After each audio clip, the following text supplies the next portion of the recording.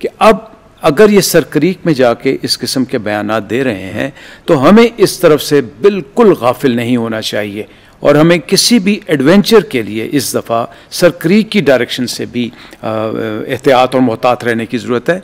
लेकिन अल्हम्दुलिल्लाह मैं यहाँ पे एक और बात करना चाहूँगा कि मैं 9 और 10 मई को हमारे पास कमांड फोर्स नहीं थी। इस मरतबा अगर खुदा नास्ता कोई जंग की सूरत हाल बनती है तो हमारी एक नई कमांड फोर्स जो है वो मौजूद होगी, जो कि फैसले करने में खुद मुख्तार होगी और जल्दी फैसले कर सकेगी। और ये भारत के लिए कितना बड़ा डरावना ख्वाब बन सकती है। मेरे ख्याल में अगर वहाँ के मिलिट्री प्लानर ने इसको असेस नहीं किया तो बहुत बड़ी गलती कर रहे हैं। तीसरी बात देखिए, सरक्रीक के ऊपर अगर हिंदुस्तान के वहाँ जाके एक मीटिंग करते हैं, इजलास करते हैं और अपनी वो सेलिब्रेशन करते हैं तो ये हमारे लिए सरप्राइज़ ज़रूर था। बिकॉज जैसे हम हमेशा कहते हैं कि हम अमन वाले लोग हैं, हम बिल्कुल समझे ये थे कि इनको जो शिकस्त फाश हुई है इन्होंने सबक सीखा होगा और अपने अंदरूनी मामलात पे। लेकिन मेरा एक अंदेशा है कि अब अगर ये सरक्रीक में जाके इस किस्म के बयानात दे रहे हैं तो हमें इस तरफ से बिल्कुल गाफिल नहीं होना चाहिए और हमें किसी भी एडवेंचर के लिए इस दफ़ा सरक्रीक की डायरेक्शन से भी एहतियात और मोहतात रहने की ज़रूरत है। लेकिन अल्हम्दुलिल्लाह मैं यहाँ पे एक और बात करना चाहूँगा कि मैंने एयरफोर्स और आर्मी की तो बात कर दी। पाकिस्तान नेवी और पाकिस्तान एयरफोर्स हमेशा से मुश्तरका जंगी मशक़ें करते हैं। हमारे मसरूर बेस पे जो फाइटर स्क्वाड्रन है उसकी स्ट्रेंथ ही ये है कि वो हम नेवी के साथ डेडिकेटेड रखते हैं। अच्छा। और हमारे जो ऑपरेशंस प्लान है जो भी है उसकी डिटेल में जाने की बजाय वो चोली दामन का साथ है। अब जो JF-17 एयरक्राफ्ट को आपने यूटिलाइज किया इधर नॉर्थ में और सेंटर में जहाँ से आपने लॉन्ग रेंज वेपन इस्तेमाल किए, तो मैं इशारतन यही बात करना चाहूँगा कि अगर वही J-10 एयरक्राफ्ट अगर आप साउथ में ले जाएं तो फिर हिंदुस्तान को विक्रांत एयरक्राफ्ट कैरियर अंदर लाने की शायद सोचना पड़ेगा उसको। यानी पाकिस्तान नेवी का और एयरफोर्स का वहाँ एक ऐसा लीथल कॉम्बिनेशन आप बना चुके हैं कि वो समंदरों में आगे आने की जुर्रत करेगा अगर तो उसको बहुत बड़ा नुकसान उठाना पड़ेगा। मेरी इतला के मुताबिक मैं गैर मुसद्दक़ा इतला है, मैं गलत भी हो सकता हूँ, लेकिन जो मैंने सुना है कहीं से मैं देख रहा था वो ये कह रहे थे कि इंडियन नेवल चीफ इस पर तजब्जुब में थे और उन्होंने अपनी लीडरशिप को बताया है कि ये कॉम्बिनेशन जो पाकिस्तान एयरफोर्स और पाकिस्तान नेवी का स्पेशली जो उन्होंने डेमोन्स्ट्रेट किया है एयर टू सरफेस का, सो वो एयर टू सी में अगर करते हैं तो उसमें हमें थोड़ा सा सोचने की ज़रूरत है कि वो इससे पहले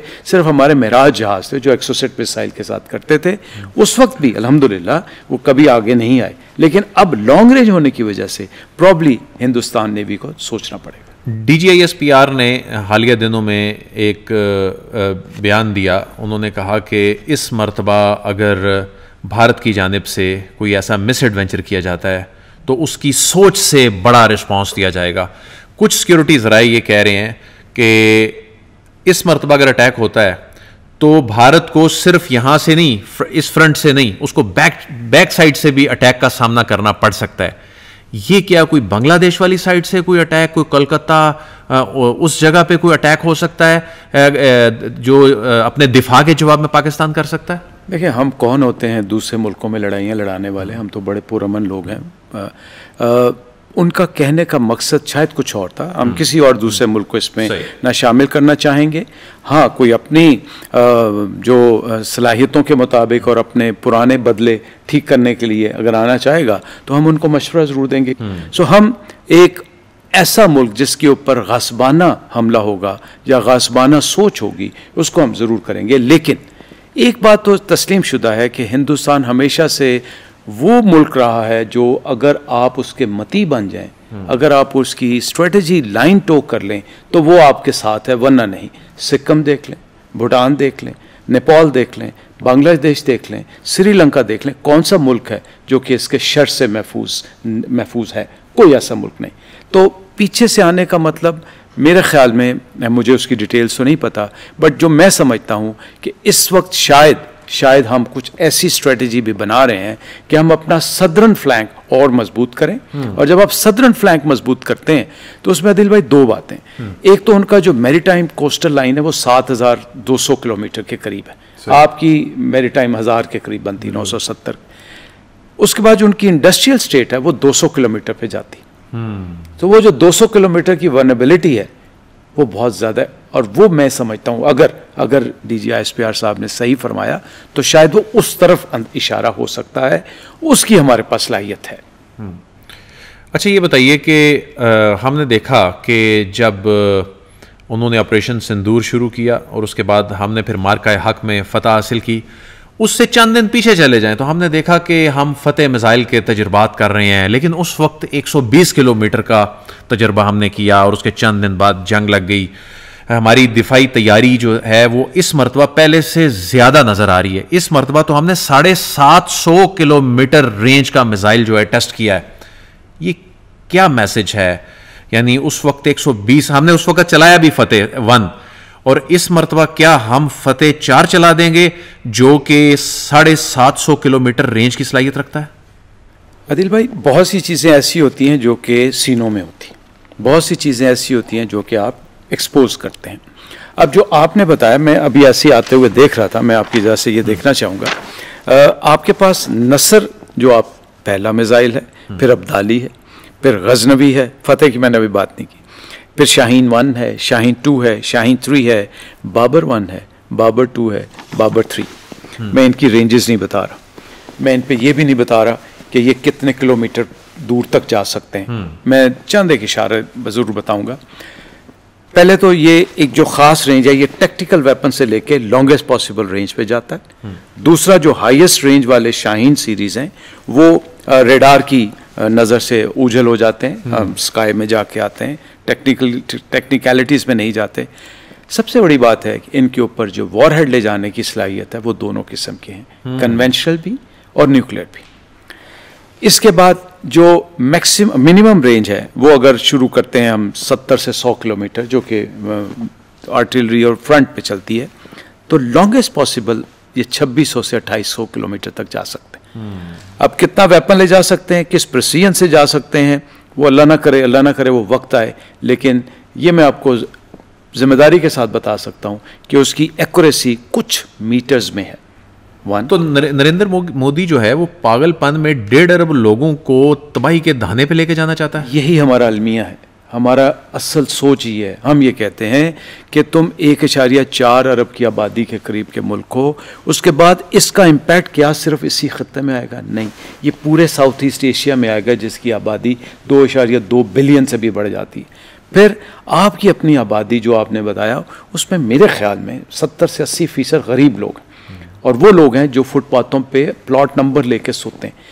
इस अल्लाह के बंदे को जिसने रिगिंग से, अभी तो प्रूफ भी हो गया, रिगिंग से दोनों इलेक्शन जीते, और अब वो तीसरे इलेक्शन की तैयारी में उस सतह पे जाना चाह रहा है जो कि सिर्फ और सिर्फ RSS की जो 100 साल तारीख़ है उसको मज़ीद ये स्याह खून से रंगने के मुतरादिफ। और आपको ये भी पता है कि RSS वो तंजीम है जिस पे हिंदुस्तान के अंदर पाबंदी लग चुकी, और नरेंद्र मोदी साहब अमेरिका में नॉन वांटेड थे, जो इन्होंने गुजरात में कत्लगारी की, जो इन्होंने ईसाइयों के साथ किया। तो ये बिल्कुल एक जुनूनी शख्स है, और इसको अगर आप लिंक करते हैं तो ये नेतन्याहू का बहुत बड़ा दोस्त है, जो कि एक इंसान, अगेन उसको इंसान कहलाना भी इंसानियत की तौहीन। जो हालिया जंग में नेतन्याहू ने मोदी को सपोर्ट किया, टेक्निकल उनके एक्सपर्ट्स जो थे वो भारत में मौजूद थे, अभी भी ये जो पर तोल रहे हैं, और इजराइल और भारत का जो गठजोड़ है, पाकिस्तान मुखालिफ, लेकिन पाकिस्तान ने भी जिस तरह से रिस्पॉन्ड किया और जंग जीती, क्या ये इजराइल के लिए भी मैसेज नहीं था? और आगे क्या होने जा रहा है? देखिए, आपको भी पता है कि जो जंगें होती हैं ये एक सियासी अज़ाइम होते हैं, पॉलिटिकल एम्बिशन होता है जिसको आप पॉलिटिकल सोच आगे लेके चलती। मेरे ख्याल में पाकिस्तान ने बहुत ज़िम्मेदारी और बहुत ही अल्लाह ताला की मेहरबानी, पाकिस्तान में भी हम भी गलतियाँ करते हैं, लेकिन अल्लाह ताला की बड़ी मेहरबानी हुई कि इस वाक़े के बाद आपकी इन बैनुल-अक़वामी सतह पे एक हैसियत तस्लीम की जाने लगी। और उसके बाद again, whether we like him or not, but right now Trump matters. दुनिया में आजकल इकनॉमिक्स को तवज्जो दी जाती है, तो उसने जो हिंदुस्तान का इकनॉमिकली बेड़ा गर्क करने की कोशिश कर रहा है वो, तो उस लिहाज से वो पावरफुल तो है। अगर आप अमेरिका के साथ इस वक्त गुड बुक्स में हैं, तो वो इजराइल के पास लीवरेज उतनी नहीं रहेगी। लेकिन इजराइल और हिंदुस्तान का गठजोड़ आज भी है, आइंदा भी रहेगा। भले मोदी रहे, भले कांग्रेस आ जाए, लेकिन उनके अज़ाइम एक है और उसकी बुनियादी वजह इस्लामोफोबिया है। बिकॉज पाकिस्तान वो वाहिद इस्लामी ताकत है जिसने अल्हम्दुलिल्लाह आज तक कहीं पे भी ज्यादती हो, मुसलमानों को तो छोड़ के गैर मुस्लिमों के साथ भी तो हमने हमेशा हक का साथ दिया। तो वो उनको सपोर्ट तो ज़रूर करेंगे, लेकिन वो वाली नहीं। दूसरी बात, मेरे ख्याल में इसराइल बहुत बुरी तरह फंस चुका है इस वक्त। $70 बिलियन से ज़्यादा उसको खर्च करने पड़े हैं गज़ा पे। अभी वो 4.6 बिलियन का नया पैकेज लेके आ रहा है अमेरिका से। कोई एक हद, फिर बैनुल अक़वामी तौर पे भी इसराइल बहुत हद तक तन्हा है, बहुत हद तक। जितने यूरोपियन मुल्क हैं, यूनाइटेड नेशंस में उस दिन आपने देखा कि इसराइल की तारीख की तन्हाई है, तन्हाई 193 में से 150 मुल्कों ने उसके खिलाफ वोट दिया। So that means it is also heading towards a disaster, but we can never lower our guards. मैं आपको बड़ी जिम्मेदारी से बता रहा हूँ कि ये जो वक्त आ रहा है, मैं फौजी आदमी हूँ, शायद इसलिए मैं जंग की बात करूँगा। जंग की जगह नहीं बनती, कन्वेंशनल वॉर की जगह नहीं बनती, बट इनसे आप कुछ भी एक्सपेक्ट कर सकते हैं। और वो क्या एक्सपेक्ट, हम कई दफ़ा, पिछली दफ़ा भी हमने बात की थी कि फॉल्स फ्लैग ऑपरेशन होंगे, फ्लैगशिप ऑपरेशन हो सकते हैं। एयरफोर्स मेरा मानना है इंडिया की अभी उस काबिल नहीं है। तो फिर ये रॉकेट जो उनके मिसाइल हैं या ड्रोन हैं, उनके थ्रू ऐसा कुछ करेंगे कि ये, मैं अल्लाह ना करे, मैं आपको एक मैसेज देना चाह रहा हूँ, हो सकता है ये सरकरी की तरफ चढ़ दौड़ें, हो सकता है ये कश्मीर की तरफ कुछ एरिया को ऑक्यूपाई करने की कोशिश करें। अच्छा, मैं आप इस पर जो मेरा तज्जिया, जो नई चीज तो ये जरूर करेंगे। यानी इस मर्तबा ये अपने तैयारे फिजा में इसलिए नहीं भेजेंगे कि वो पाकिस्तानी गिरा देते हैं, और इस मर्तबा वो मिसाइल से अटैक कर सकते हैं। तो हमारा डिफेंस सिस्टम जो है क्या इतना कैपेबल पहले से ज्यादा हो चुका है? देखिए, टाइम गैप तो बहुत कम था, इसमें ये नहीं हो सकता कि दिन रात आप उस टेक्नोलॉजी को ले आएँ कि जब आप कहें कि जब हम इनके लिए, ब्राह्मोस के लिए बिल्कुल शील्ड बन चुके हैं। ऐसा नहीं है। होता यह है कि आप टिट फॉर टैट करते हैं। जब इन्होंने पिछली दफ़ा अमेरिका के कहने के बावजूद, अमेरिका के प्रेशर में आके जगबंदी की, फिर लास्ट मिनट इन्होंने ब्राह्मोस के अटैक किए, उससे पहले नहीं किए। सो पाकिस्तान इस दफ़ा इस चीज़ को केटर करते हुए अपने कार्ड्स पहले से खेलेगा। अच्छा, इस पर तो पाकिस्तान अपने कार्ड्स पहले खेल देगा। मैं तो ये कहता हूं कि सर, आपको अभी से ये डिक्लेयर कर देना चाहिए कि हमारी सालमियत के ऊपर अगर तुमने सोचा तो अब हम प्रीएम्प्टिव क्यों नहीं करेंगे। हमें हक पहुंचता है कि अगर आप हमारे मुल्क के ऊपर इस तरह की इंतशार फैलाएंगे तो इस दफ़ा हम भी प्रीएम्प्टिव कर सकते हैं, लेकिन हम कभी करेंगे नहीं। लेकिन हमें तैयार रहना चाहिए, 1। सेकेंड, मैं ये मानता हूं कि जो इस वक्त पाकिस्तान की पोजीशन है, हमें वक्त का इंतजार करने की बजाय बैनुल अक़वामी ताकतों के पास जाना चाहिए, उनके पास ये प्रूव लेके जाना चाहिए। उस नैरेटिव को जो हमने बाद में भेजा था, इस दफ़ा अभी से शुरू कर देना चाहिए, ताकि दुनिया को हम पहले से ही बता सकें। देखिए, जितनी इसने गीदड़ भभकियाँ की, आप इंटरनेशनल मीडिया को सर्कल करें तो कोई इतना ज़्यादा उसको सिग्निफिकेंस नहीं मिल रही, बिकॉज उसकी अपनी रेलेवेंस ख़त्म। लेकिन पाकिस्तान इसको लाइटली नहीं ले सकता।